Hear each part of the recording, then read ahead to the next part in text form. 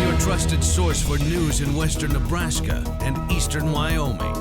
This is KNEB.TV News. Presented by Platte Valley Companies, premier provider of financial services. Hello, I'm Ryan Murphy. This is KNEB.TV News, powered by Platte Valley Companies. Thanks for joining me. And our top story. Officials say it will take a number of days before repairs can be made to an irrigation canal southwest of Morrill. Manager Pete Unrein with the Mitchell Irrigation District tells KNEB News they were notified of a breach undercutting the canal break around 6 a.m. Wednesday, likely caused by an animal that had burrowed into the bank.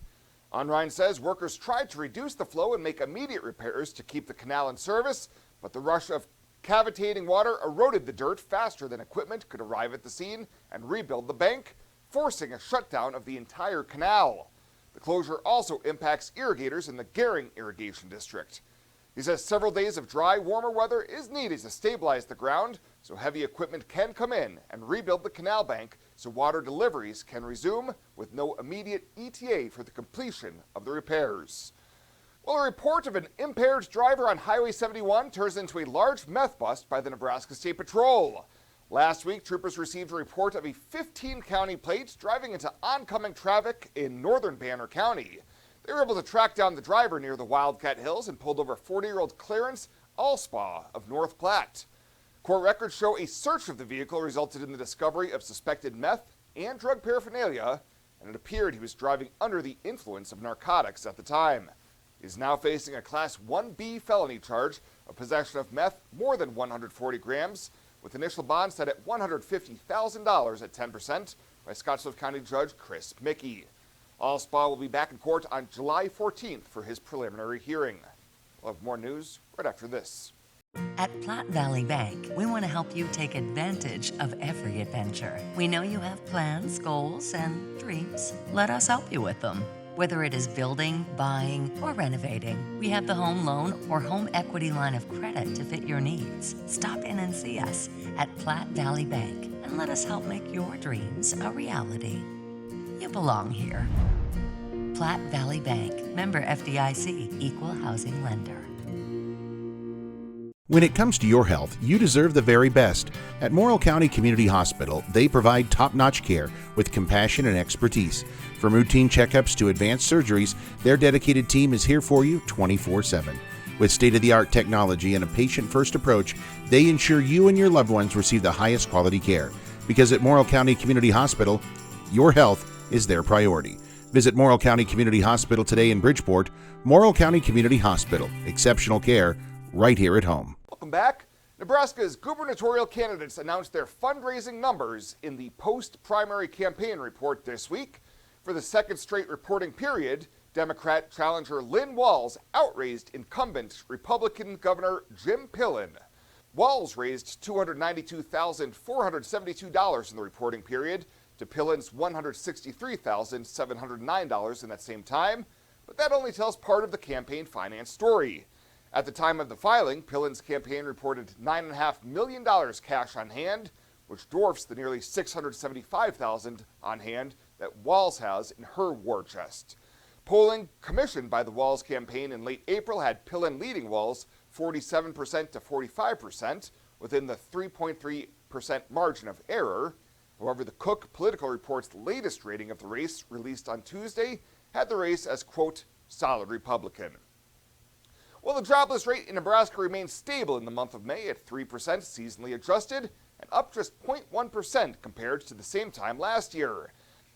Non-farm employment, the number of jobs filled, was just over 1 million in May, up 7,500 over the month and down 4,400 over the year. Private industries with the most over-the-month growth were leisure and hospitality, mining and construction, and other services. The largest over-the-year growth came from private education and health services, mining and construction, and leisure and hospitality. And Governor Jim Pillen has launched a new property tax hotline, giving Nebraskans a chance to share concerns about rising property valuations and increasing tax bills. Pillen says despite a nearly $1.7 billion in state-funded property tax relief and efforts to limit local government spending, property owners continue to see higher tax burdens as valuations rise and local levies remain unchanged. The governor says the hotline is intended to help lawmakers better understand the impact property taxes are having across the state and encourage action on long-term reform. Nebraskans experiencing significant increases in valuations or property taxes can call 402-471-9554 or visit the state's property tax hotline website to submit their information.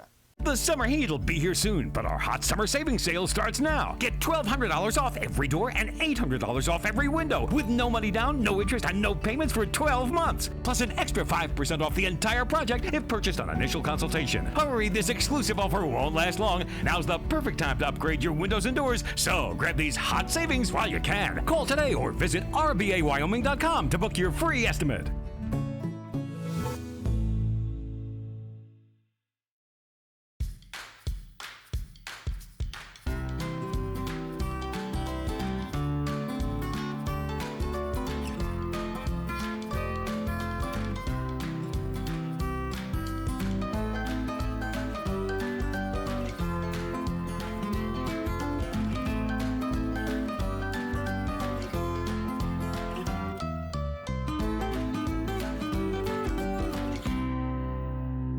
I imagined retirement in a place where we could enjoy our golden years, where adventure and friendship are the only items on the schedule. The Garden Homes at Northfield gives us the luxury we planned for and peace of mind when it comes to convenience, safety, and comfort. We never have to stop and think about the day-to-day upkeep. We love to explore abroad, but most importantly in our backyard. So much to do, so much to see. Here at Northfield, we get the protection of life care, incredible tax benefits, and secured rates for aging services. It's peaceful, knowing that if our needs change, we'll be taken care of. And most importantly, that our kids will never have to make any tough decisions.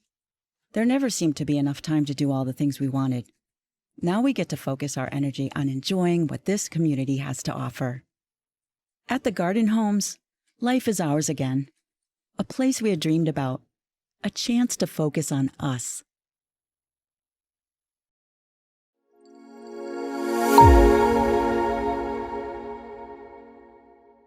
Chad Moyer with you here on the Rural Radio Network, on location at Nebraska Extension at NREC near Meade, where Nebraska Extension hosted a cover crop roller crimper field day. And we're visiting with Katia Kohler-Cole. She is a statewide extension educator, really focusing on soil health, and kind of led the discussion here today. Katia, thanks for visiting with us here today. First of all, before we talk about the roller crimper and what part that plays in the cropping system, just some thoughts overall on cover crops. How have cover crops, the use of rye as a cover crop, how has that come along here in the state of Nebraska? Is it making some inroads? Are growers starting to use it more and more? So when we look at like the ag census data, it's still a fairly small number of the acres that have a cover crop. It's probably around 4 to 5%. Although, just judging by driving through the countryside right now during the springtime, I feel we do see more green fields, which is most likely a cover crop. In Nebraska, does it feel like rye is the go-to cover crop, or are growers using a variety of species? I would say most common is definitely cereal rye. There are people that use a mix that's usually cereal rye with brassica and legumes, but those would be our most common ones. Some people who are looking more at like a summer annual cover crop, or those who are still planting wheat, they may do more mixes of summer annuals after winter wheat. Sure. So based on the surveys or the grower interactions that you've had, Katia, what's the why? Why are growers choosing to use a cover crop in their cropping system? I think soil health is a big reason. A cover crop is really a great way to improve soil health. It improves aggregation, that's an important thing. It adds organic matter to the soil. It really supports those soil microbes. So those would be the main things. Of course, cover crops, are really awesome at preventing erosion, or at least reducing the impacts of wind and water so that there's less erosion. Okay. Where does roller crimping a cover crop fit into the overall plan? So roller crimping is for producers that want to reduce herbicide applications or that are organic producers. And organic producers, it's usually those that want to reduce tillage, because roller crimping terminates the cover crop, meaning it kills the cover crop without using tillage or herbicides. So it's really just a mechanical way of killing a cover crop.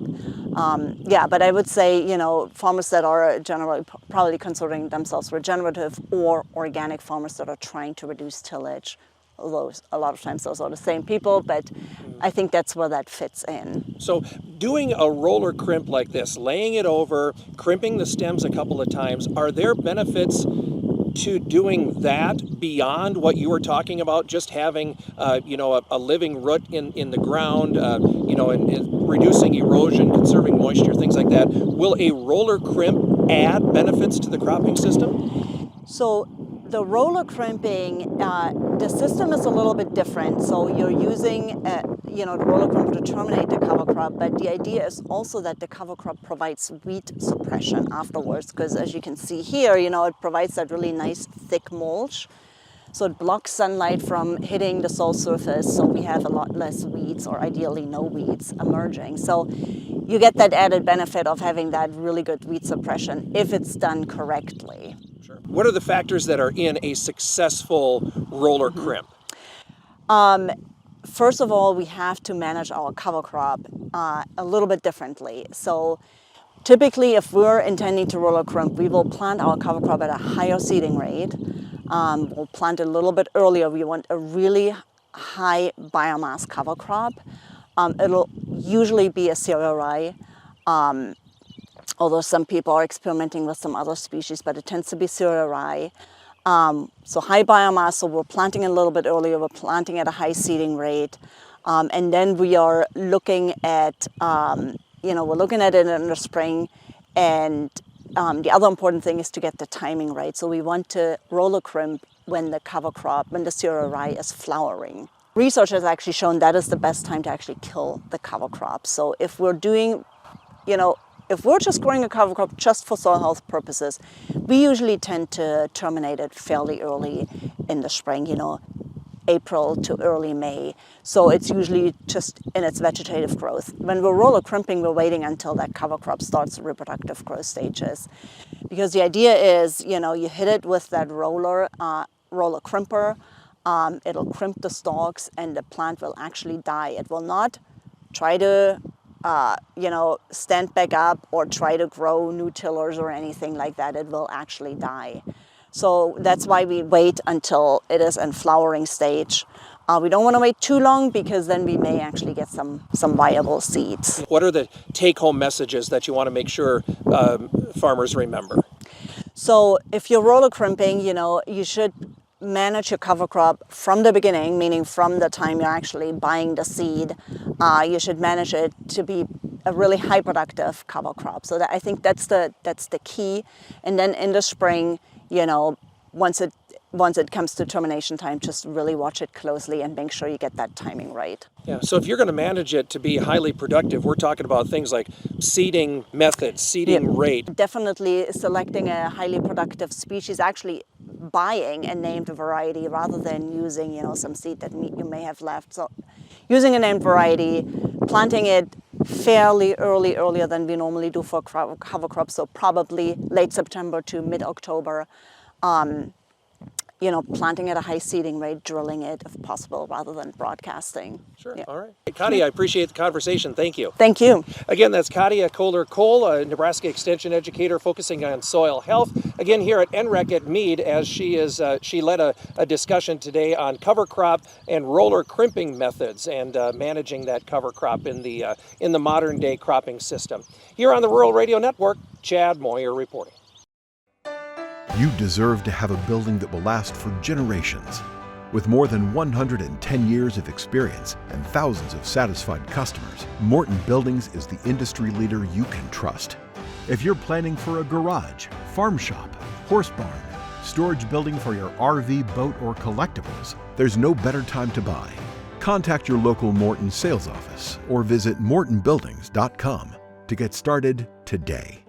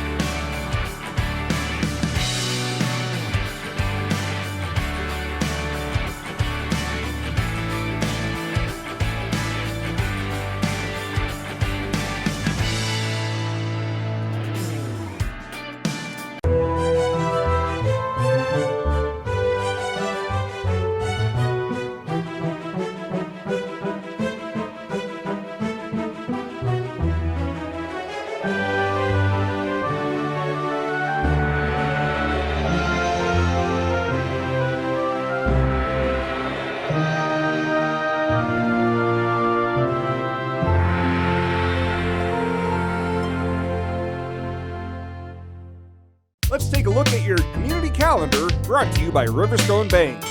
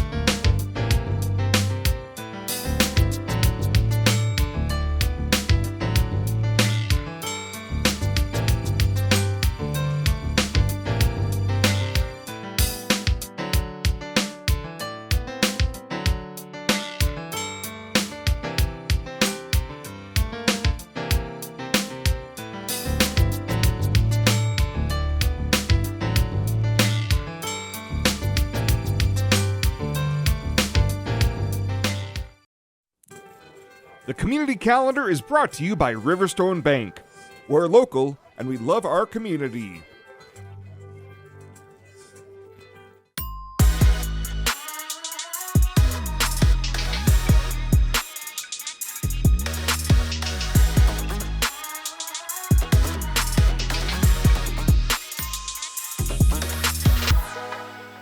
At Platte Valley Bank, we want to help you take advantage of every adventure. We know you have plans, goals, and dreams. Let us help you with them.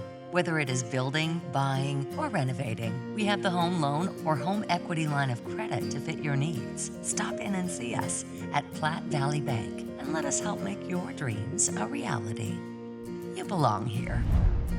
Platte Valley Bank, member FDIC, equal housing lender. And finally tonight, the Scottsbluff City Council has approved its first expanded LB 840 Retail Assistant Agreement since increasing the maximum funding level from $10,000 to $25,000. Under the agreement, local business owner Melissa Folott of High Plains Market will receive $45,000 in LB 840 assistance, with $5,000 of the loan forgiven each year over a 5-year period, provided the business meets program requirements. Folott told council members the funding will help the market continue growing after recently doubling its retail space by expanding into the former Yoshi's location. Supplements, herb and spices in bulk, a lot of the organic and natural foods that some of the other retail stores just don't have. She said customers regularly travel from communities such as Sydney, Alliance, and Chadron to shop at the store. She added the LB 840 funding will allow the business to hire additional staff to keep pace with increasing demand. City officials noted the application underwent extensive review by the LB 840 committee and included a business plan, financial records, and employment commitments before receiving a recommendation for approval. Well, that does it for us this time. Thank you so much for tuning in. Stay safe out there. We'll see you back here on Monday.